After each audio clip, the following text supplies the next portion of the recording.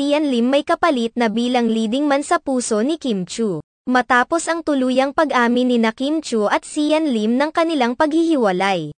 Marami ngayon sa mga fans ng aktres ang napapatanong kung sino ang ipapalit ni Kim Chu bilang leading man sa kanyang puso.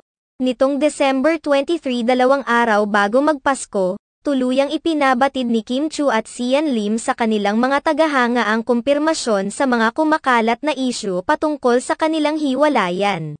Hindi naman isiniwalat ng dalawa kung kailan sila nagkahiwalay at kung ano ang dahilan ng kanilang hiwalayan na naganap lamang matapos ang 12 years nilang relasyon.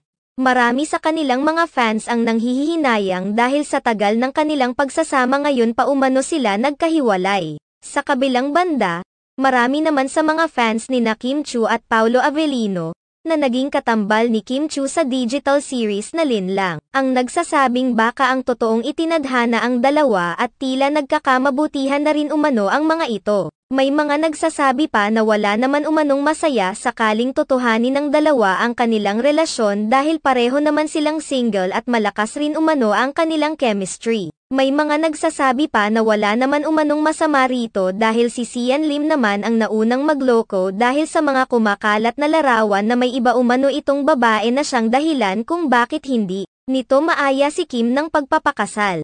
Sa ngayon ay masayang nagbabakasyon si Kim Chu kasama ang kanyang mga kaibigan at para na rin tuluyang makapag-move on sa failed relationship nila ni Sian Lim. Hiling na lamang ng kanyang mga fans na sana mas unahin na ngayon ni Kim Chu ang kanyang sariling kasiyahan at hindi ang kagustuhan ng ibang tao.